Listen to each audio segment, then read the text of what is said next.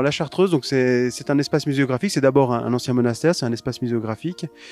C'est un lieu d'accueil, de médiation sur les patrimoines culturels en général, mais sur tout le massif, mais aussi parfois des choses plus naturalistes. Et puis c'est un lieu de vie culturelle, c'est un lieu d'animation, c'est un lieu où se passent des spectacles, c'est un lieu où on accueille des groupes, où on propose des offres pour les familles. C'est un lieu à multiples facettes.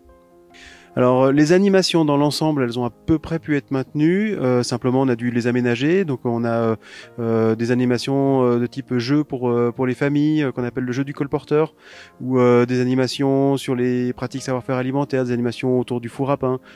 Toutes celles-ci ont dû être aménagées. On a pu les maintenir, mais en réduisant du coup le nombre de personnes qu'on accepte sur une animation, en changeant parfois certaines animations un petit peu pour limiter les choses qui se transmettent d'une personne à une autre, des choses comme ça, ne pas avoir de choses à transmettre et donc de pas prendre le risque de transmettre le virus. Ou par exemple pour des animations alimentaires où au départ les gens devaient faire ensemble. Du coup là ils vont aller voir les plantes dans la nature, ce sera sur les plantes comestibles.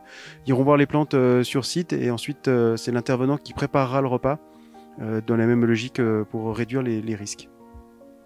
Alors chaque été d'habitude on a effectivement un cycle de spectacles dans la Chartreuse. Cette année malheureusement ils ont dû être pour une grande partie annulés. On a un spectacle de cirque qui va être maintenu le 7 août avec Ayon Marjaria Événement qui est l'organisateur. On va pouvoir le maintenir parce que c'est du spectacle qui se voit assis, donc il n'y a pas de mouvement de personnes. On va limiter un petit peu l'affluence et on aura du coup des sièges espacés.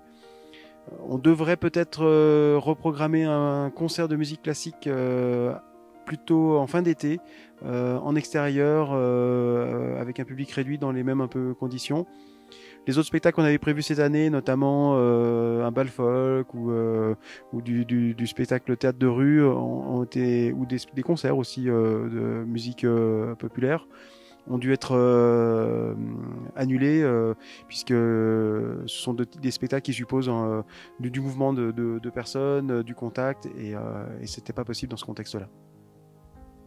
Alors au niveau de l'affluence, donc toutes les animations sont sur réservation. De manière générale, pour même les visites simples sans s'inscrire à une animation particulière, on a du coup instauré des jauges assez réduites de visite de la Chartreuse sur tranche de 2 heures et on demande aux gens de réserver à l'avance. Nous en fait on va bloquer à partir de 20 personnes sur le site, on bloque donc pour pas que les gens montent sur les haillons depuis Annecy ou Chambéry et se retrouver à la porte, on propose de réserver soit par téléphone soit sur notre site internet par tranche de 2 heures. Ce qui nous permet aussi de passer une phase de désinfection entre chaque tranche des endroits les plus manipulés, puisque dans la muséographie, on a des boutons, des choses à manipuler. Donc ça nous permet d'avoir un temps de désinfection entre deux groupes. Alors la Chartreuse, c'est une visite culturelle au sein du Parc des Bauges de manière générale.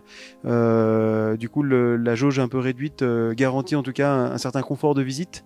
La possibilité aussi de passer plus de temps tranquillement sur la Chartreuse. Mais avec une limite puisque du coup comme on est sur des tranches de 2 heures les gens doivent laisser la place au bout de 2 heures au suivant sachant qu'en général le public passe rarement plus d'1 heure et demie sur une visite classique de la Chartreuse.